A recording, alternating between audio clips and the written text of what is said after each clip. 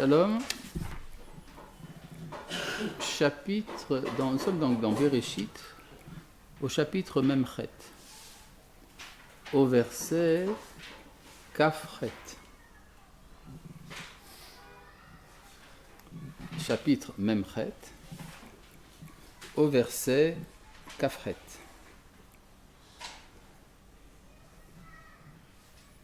Vous n'avez pas trouvé ? Ça traîne, ça traîne. T'as trouvé, mon fils ? T'as trouvé ? Chapitre Memchet, au verset Kafret. C'est bien ? C'est en direct ? Bon. Vayechi Yaakov. Et Yaakov vécut. Si Yaakov vit, donc Israël meurt. Regardez au verset Kaftet. Vayikrevu Yemei Israël Lamut. Et les jours de Israël s'approchèrent de leur mort. Donc c'est soit Yaakov, soit Israël. Gardez la page et regardez dans le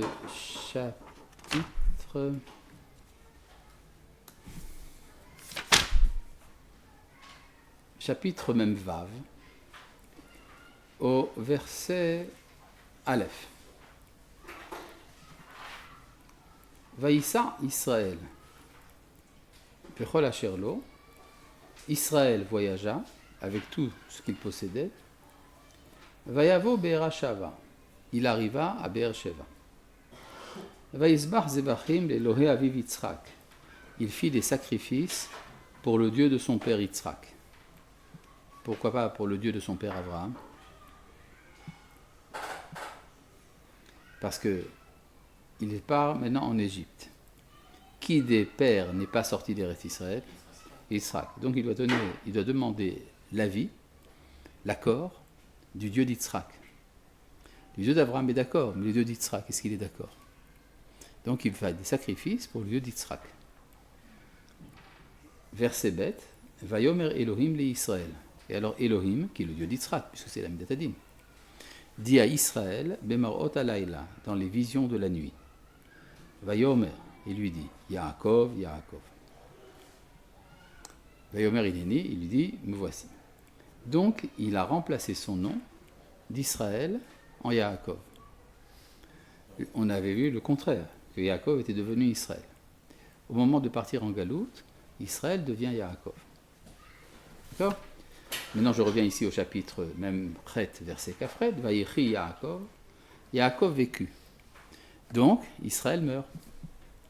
Mais il y a quand même une petite différence. Il n'est pas dit Vayamot Israël. Il n'est pas dit qu'Israël est mort.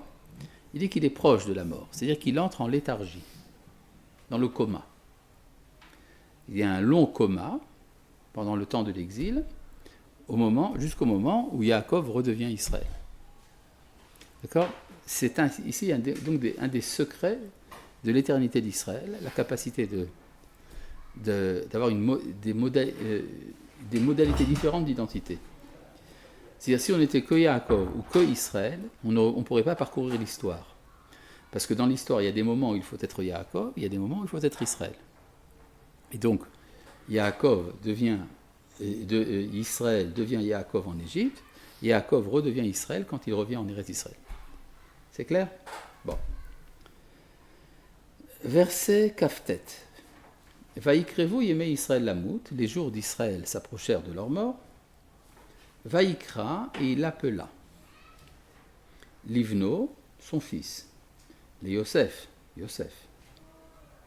Déjà, l'hébreu ici est un peu biscornu. Livno les Yosef. On devrait dire Livno Yosef. Oh, les Yosef Beno. D'accord ? Mais Livno les Yosef est quelque chose qui cloche du point de vue de la grammaire. Vayomerlo, il lui dit, Imna matzatichen be'enecha, si j'ai trouvé grâce à tes yeux, Simna yadecha tachat yerechi, mets donc ta main sous ma cuisse, c'est-à-dire pour jurer, Ve'asita imadi chesed ve'emet, et fais avec moi une grâce et une vérité. Al natik bereni bemitzraim. Ne m'enterre pas en Égypte. Bon. Pourquoi est-ce qu'il appelle Yosef d'après vous? Et pas un autre, hein? C'est lui le roi d'Égypte, donc il a le pouvoir de faire, n'est-ce pas? C'est une évidence, n'est-ce pas? Regardez Rashi. Vaikra livno le Yosef.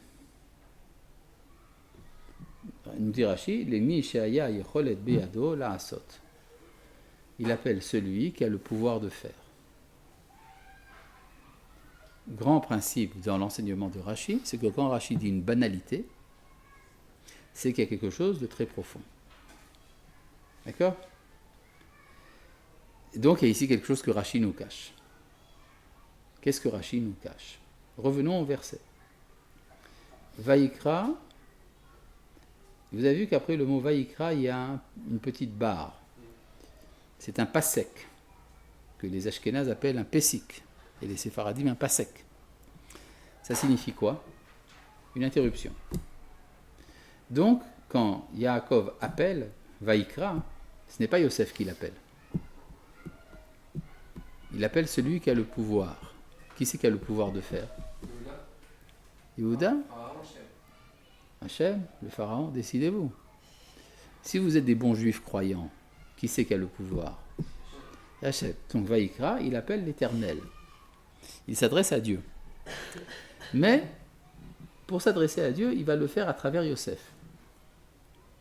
C'est-à-dire, il demande à Yosef, comme si c'était Yosef qui avait le pouvoir. Et là, il y a un principe très important qui est que les tzadikim sont le chariot céleste, ou le trône céleste. Et on dit ha'avot, enhen amerikava. Ce sont les avot qui sont le chariot de Dieu. Et donc, Abraham, de son vivant, c'était lui la Merkava. Yitzhak, de son vivant, c'était lui la Merkava. Mais il y a un problème, c'est que Yitzhak et Abraham ont vécu en même temps. Donc il y a eu un temps dans la vie d'Abraham où on peut dire la charge a été transmise à Yitzhak. N'est-ce pas? De même, il y a un temps où la charge d'être le chariot du temps de Yitzhak passe à Yaakov. Il y a un temps où ça passe de Yaakov à Yosef. Donc la Merkava à ce moment-là, c'est Yosef, et donc Yaakov considère Yosef comme un dieu. C'est pas qu'il le divinise, hasve shalom, mais il a une relation envers lui comme envers un dieu. Donc c'est ce que dit ici Rashi. Les mishaer cholet beadola asot. Donc on pourrait dire Vaikra livno, et qui c'est Beno? C'est Yosef. D'accord? En fait, c'est comme s'il y avait écrit Vaikra li Yosef et qu'on avait intercalé livno. Sache que Yosef n'est pas un dieu, il n'est que son fils, le fils de Yaakov. Regardez au verset Lamed Aleph. Vayomer Ishav Ali. Il lui dit, jure-le-moi. Vaishavalo, il lui jura. Vaishtahu Israël al Rosh Amita. Et Israël se prosterna à la tête du lit. À qui s'est-il prosterné? Regardez dans Rashi. Lamed Aleph. Vaishtahu Israël. Rashi nous dit Ta'ala bi'idne segidle. Donc c'est clair, n'est-ce pas? Pourquoi c'est pas clair? C'est de l'araméen. L'araméen, c'est la langue de tout le monde. Pourquoi est-ce qu'on dit le Kaddish en araméen? Pour que tout le monde comprenne. Bon, Ta'ala, ça veut dire un renard. Ta'ala, c'est un renard en araméen. Be'idne, en son temps. Segidle, incline-toi devant lui. C'est-à-dire, il y a un temps pour le renard. Et il y a un midrash qui dit que chez les animaux, toute l'année, c'est le lion qui est le roi, mais il y a un jour dans l'année où il est remplacé par le renard. C'est un peu comme leur fête de Pourim. Et alors, même le lion vient se prosterner devant le renard. Le lion ici, c'est Yaakov, le renard, c'est Yosef. Comme c'est son moment, donc Yaakov se prosterne devant Yosef, qui est son fils. Ben, il y a un jour, il faut demander dans le calendrier des animaux quand est-ce que c'est ce jour pour aller voir ça. D'accord? Et regardez, mais il y a ici un problème. Si Rashi a raison, je ne comprends pas la deuxième Rashi. Le deuxième Rashi. Al Rosh Amita, à la tête du lit. Que nous dit Rashi?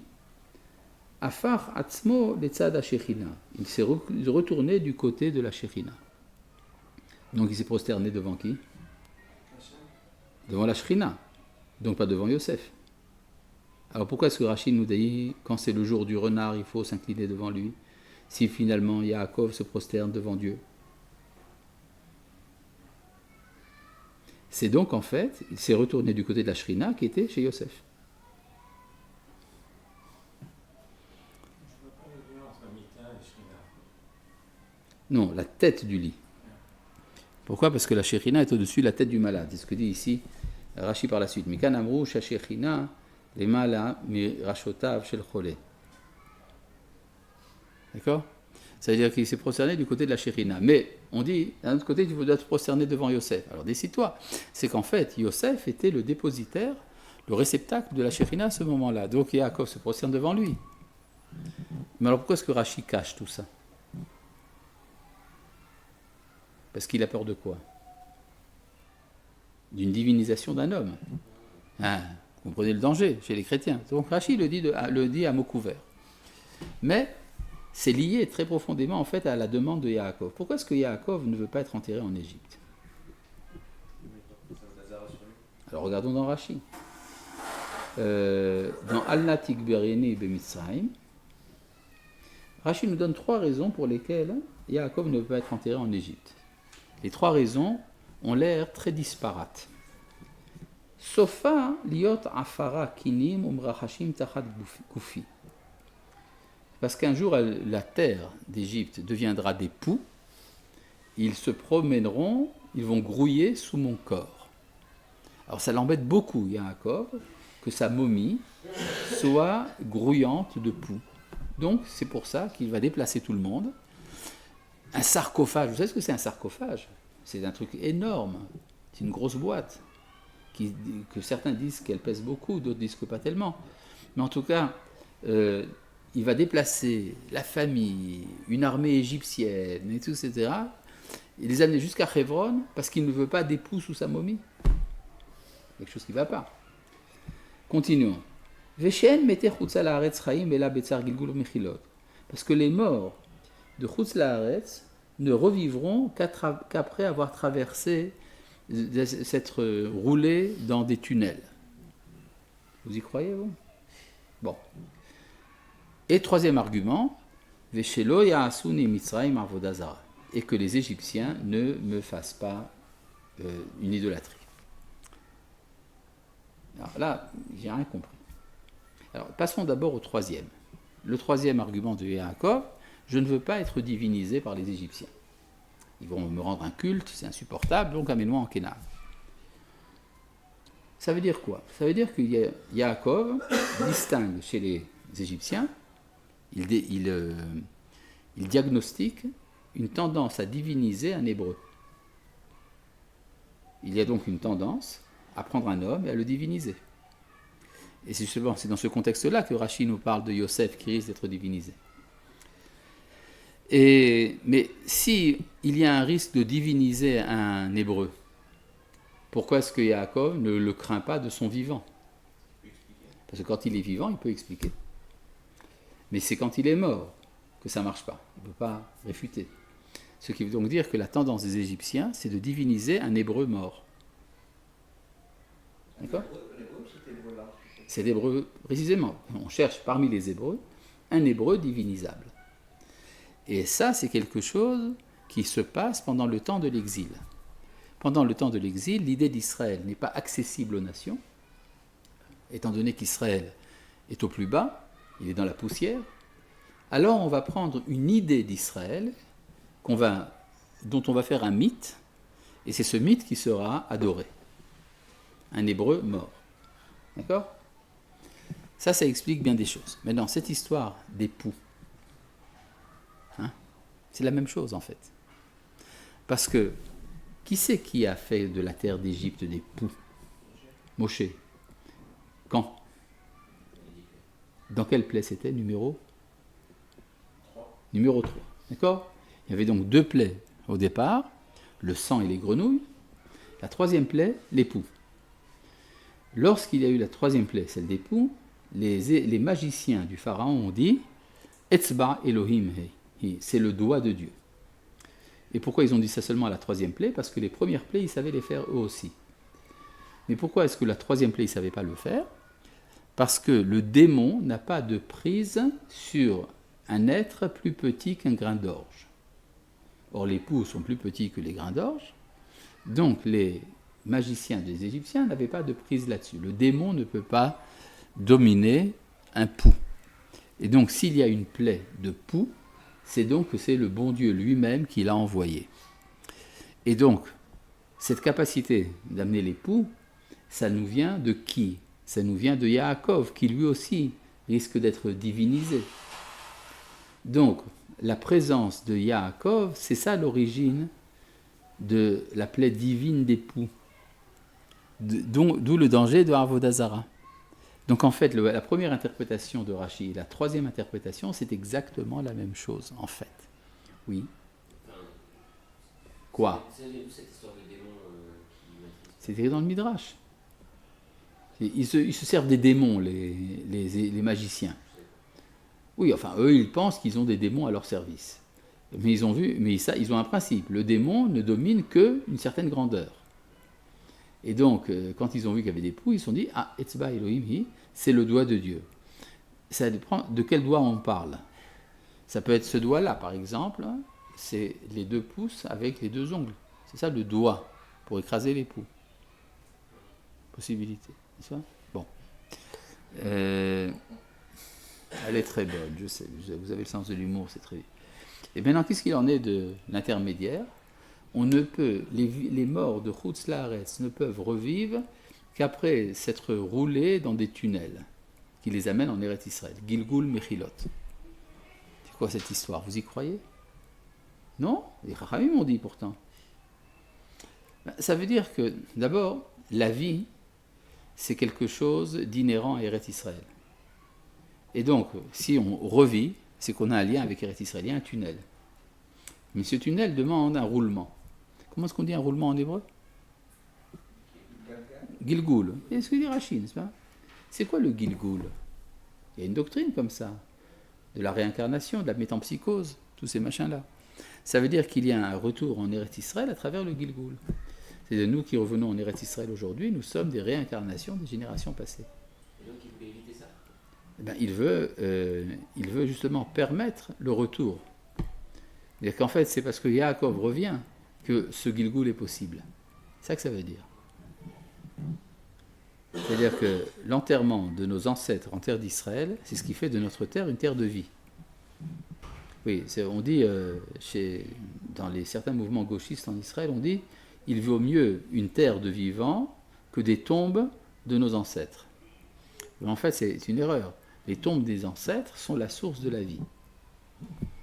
C'est un principe, chez les Chinois par exemple, on ne demande pas où est-ce que tu es né, on demande où sont enterrés tes ancêtres. Voilà, donc c'est ça ce qui se passe ici entre Yaakov et Yosef. Et Yosef donc va lui promettre, et effectivement va faire tout ce trimballement.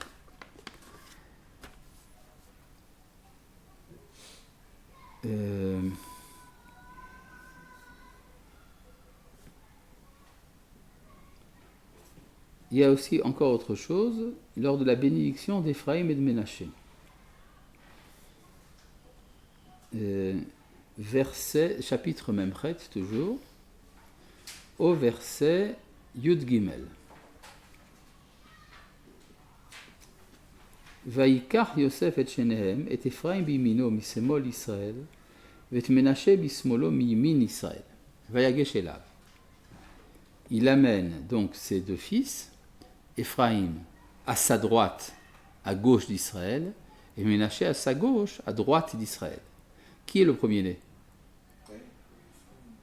Hein? Pour le savoir, il suffit pour cela de lire dans le chapitre même quelque chose.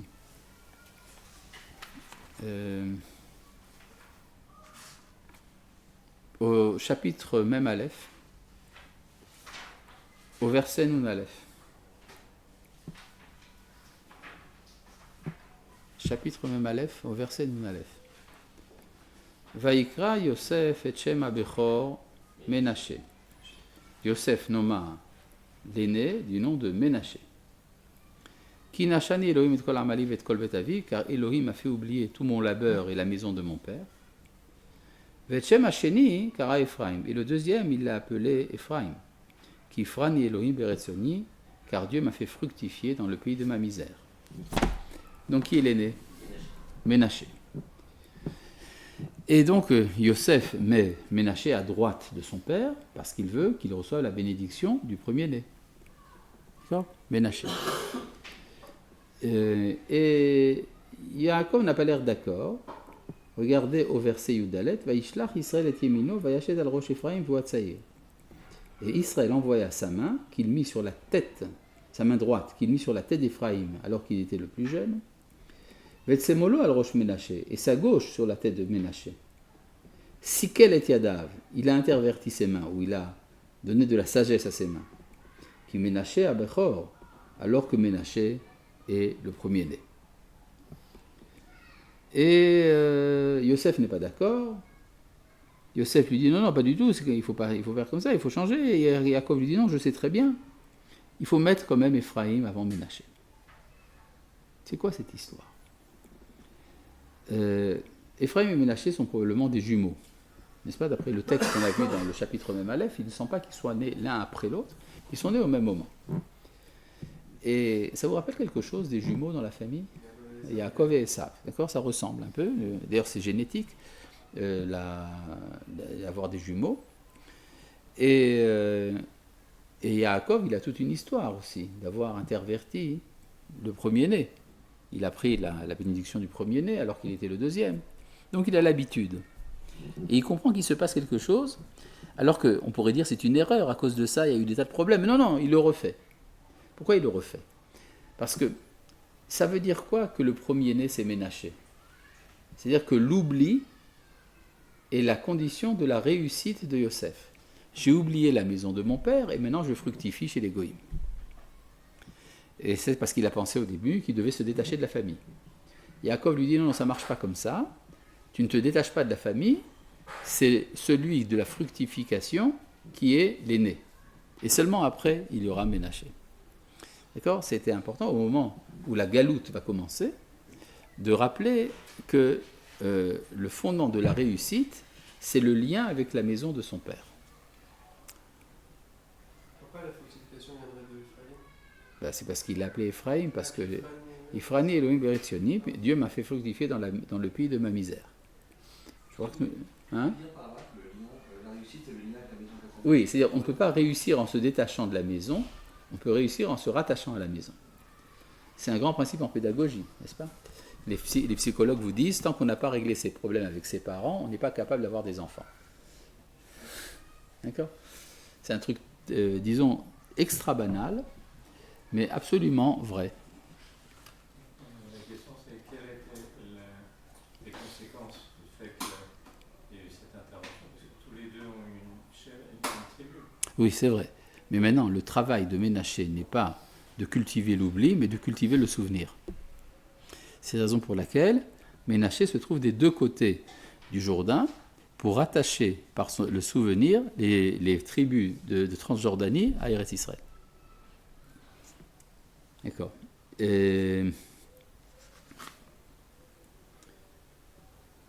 Chapitre même tête. Verset Aleph.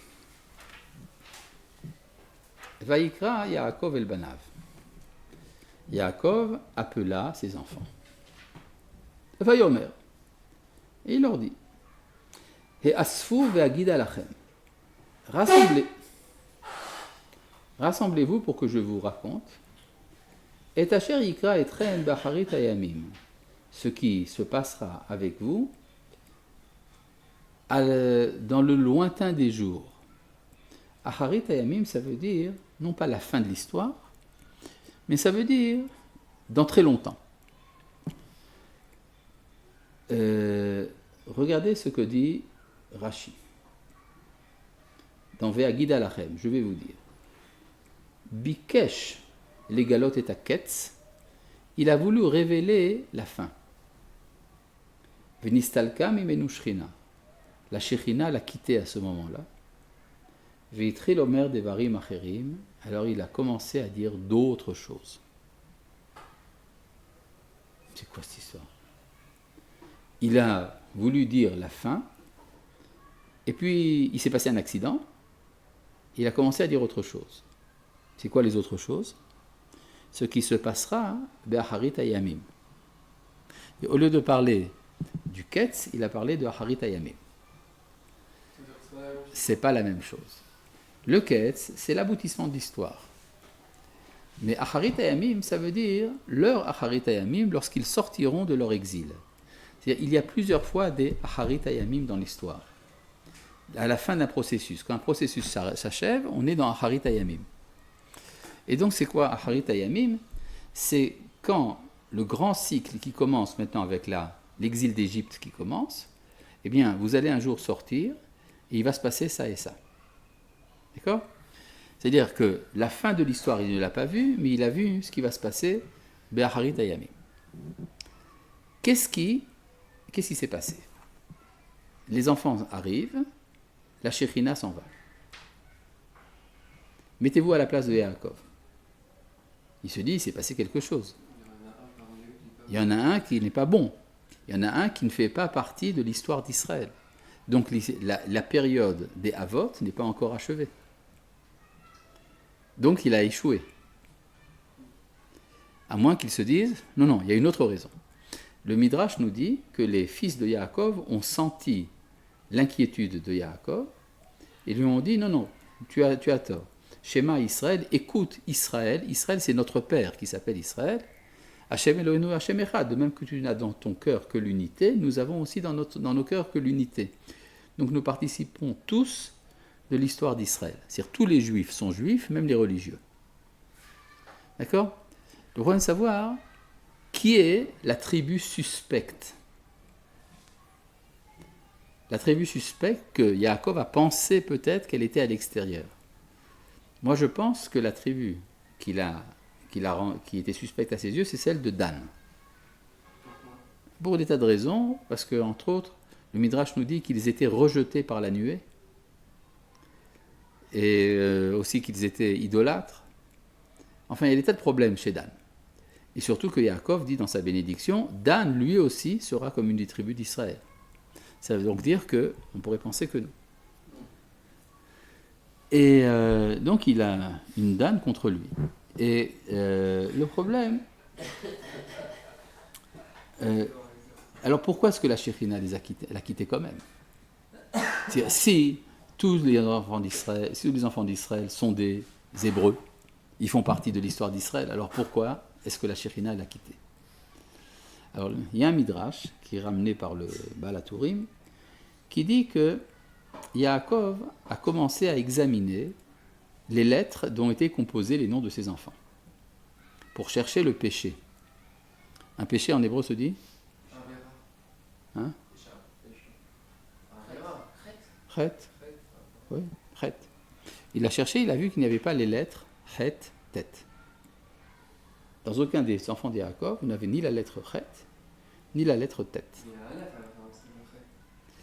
Dans le Yerushalmi, on écrit le mot Chet sans le Aleph. Mais en tout cas, le Aleph, ça ne se prononce pas. Et donc, il a vu qu'il n'y avait ni Chet, ni Tet.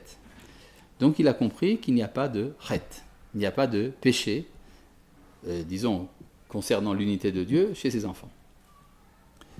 Alors, il a commencé à chercher. Alors, qu'est-ce qui manque quand même? Il a vu qu'il y avait encore 2 lettres qui manquaient. Kouf et Tzadik. C'est les lettres de Ketz. Donc, le Ketz, il n'est pas là. Et donc, il parle d'autre chose. Mais ça veut dire que s'il n'y a pas de Chet, c'est-à-dire que tous les enfants d'Israël sont des Tzadikim. Mais s'il n'y a pas de Ketz, ça veut dire qu'ils ne sont pas capables d'amener l'achèvement de l'histoire. D'où l'inquiétude. Qui c'est qui va amener l'achèvement de l'histoire si ce n'est pas eux? Alors, Yaakov était le fils de Yitzhak. Yitzhak, les commentateurs mystiques disent que c'est les lettres de Ketz, Chai. Ketz, c'est ce qui met la fin. Chai, c'est ce qui est éternel. Et il a vu que tout ce qui est Chai, vivre l'éternité dans l'histoire, ça c'est passé chez ses enfants, et le Ketz n'est pas passé chez Yaakov. Alors chez qui il est? Chez Esav. Donc c'est Esav qui va amener l'achèvement de l'histoire. Vous comprenez pourquoi la Shérina est partie. D'où la terreur de Yaakov quand il se dit, sur son lit de mort, ça va se finir mal. C'est déjà quoi amener le quête exactement? Eh bien c'est la Shoah. D'accord? Or Yaakov a compris que ses enfants n'avaient pas le choix. Quoi? On n'a pas amené le quête. Vous avez amené le quête, c'est la Shoah. Alors. Ben non, c'est parce que quelqu'un d'autre amène le Ketz. Le Ketz, finalement, c'est l'achèvement de l'histoire.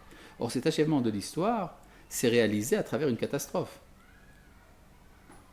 Alors que le refus c'est amené par. Oui, c'est-à-dire qu'il faut... Maintenant, le problème, c'est que le peuple d'Israël se sait éternel. Or, ça, c'est très dangereux de se savoir éternel. Le Rafouk disait « Ama netzach lo mefached midei haruka » Le peuple de l'éternité n'a pas peur d'un long chemin. Mais si on réfléchit bien, c'est un problème. Malheureusement, nous n'avons pas peur du long chemin. Et donc on se dit, si ça ne marche pas aujourd'hui, ça marchera dans 100 ans. Si ça marche dans 100 ans, dans 1000 ans. On a le temps. Et donc, le fait de ne pas être pressé, c'est ça le danger. Pour comme Yaakov qui arrive en retard de chez Lavan, et Esav veut l'assassiner. Enfin, il craint d'être assassiné par Esav. Donc il y a ici tout le problème de la Shérina qui quitte parce que le Ketz ne viendra pas des forces pures, mais des forces impures. Vous avez compris le topo maintenant? C'est beaucoup plus clair. Et là maintenant, Yaakov va entreprendre d'expliquer à ses enfants qui ils sont. Et là, le problème, c'est de savoir qu'est-ce qu'il veut leur dire.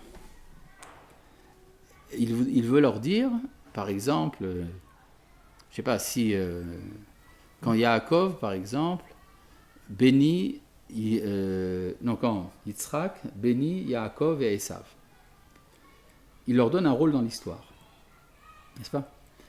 Et là, Yaakov doit donner un rôle à chacun de ses 12 enfants. Mais est-ce qu'il y a, dans les bénédictions données par Yaakov, une logique interne, disons, un dénominateur commun? La clé nous est donnée par Rabbi Yitzhak Abrabanel. Rabbi Yitzhak Abrabanel nous explique que Yaakov a voulu expliquer à ses enfants qui parmi eux doit être le roi, qui va être le détenteur du pouvoir. D'accord? Et donc il va devoir expliquer pourquoi il y en a 11 qui ne sont pas faits pour ça, et qu'il y en a un qui est fait pour ça. D'accord? Et donc il va s'y mettre les uns après les autres. Voyons d'abord le premier, au verset Gimel. Réhouven, Bechori ata. Réhouven, tu es mon premier-né. Donc tu dois être le roi. N'est-ce pas? Kochi, Vereshit Oni. Tu es ma force, le début de ma puissance. Yeter Seet, Yeter Az. C'est toi qui as le plus d'élévation, le plus de force. Vous êtes d'accord ou pas? Je traduis comme il faut? Bon. Le problème, Pahaz Kamaim. Tu es impétueux comme l'eau. Altotar, tu n'auras pas d'avantage. Ki alita mishkeve avicha, parce que tu es monté sur la couche de ton père. Et il sort de Bilha. Az hilalta yitsuri ala. Tu as alors profané celui qui montait sur mon lit.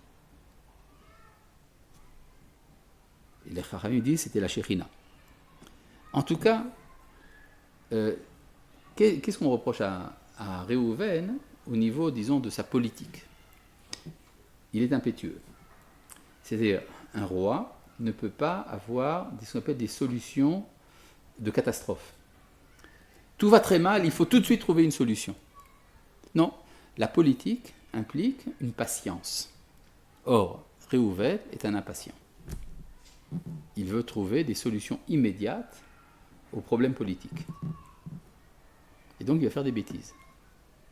Il est capable même de faire les accords de Réhouven. N'est-ce pas? Bon. Shimon et Lévi Achim. Shimon et Lévi sont des frères. Ce sont des violents, ceux-là. Que les Hamas Mecherotéem, ce sont des ustensiles de violence que leurs armes. Et alors, ben c'est bien, non? Un politique, il doit être capable de faire la guerre. Alors qu'est-ce qui ne va pas avec Shimon et Lévi? Ce sont des fanatiques. C'est-à-dire, ils ont pris les armes contre Shrem, et ils ont donc une certaine violence de fanatiques. Maintenant, la violence des fanatiques est quelque chose d'important, ça peut servir. Mais ça peut servir que dans certains moments de l'histoire, ça ne peut pas servir à tout moment dans l'histoire. On ne dirige pas un État par la violence. Mais alors que faire avec ces gens violents? Quand est-ce que les violents et les fanatiques sont dangereux? Quand ils sont ensemble. Besodam altavo nafshi. Dans leur assemblée, ma personne ne viendra pas. Sod, qui veut dire un secret, en hébreu biblique, ça veut dire une réunion. Les istoded, se réunir en hébreu. D'accord? Bikhalam, lorsqu'ils sont en assemblée, altehad kevodi, que ne se joignent pas à mon honneur. Alors, pourquoi? Parce qu'ils sont violents. Arur apam ki az, leur colère est maudite quand elle est violente. Ve'evratam ki kashatam, leur emportement quand il est dur. Achalkem be Yaakov, vafitzem be Israël. Je vais donc les diviser en Jacob et les disséminer en Israël. Ça veut dire que si vous prenez quelqu'un qui a une sorte de violence religieuse, mais que vous le disséminez dans les implantations, dans les villes, il devient une bénédiction. Il y a des moments dans l'histoire où on a besoin d'eux, alors on les réunit. C'est quand, par exemple, quand Moshe descend de la montagne et qu'il voit le veau d'or, alors il dit « Mil Hashem Elai, ceux qui sont pour Dieu, qu'ils viennent à moi. » Et alors, toute la tribu de Lévi vient chez Moshe. Et il commence à massacrer. De même, par exemple, on voit que lors des décrets infâmes d'Antiochus Épiphane, alors il y a eu des Kohanim de la tribu de Lévi qui se sont réunis, ils sont devenus les Maccabées. C'est pas le fait de la réunion de Shimon et Lévi qui... Non.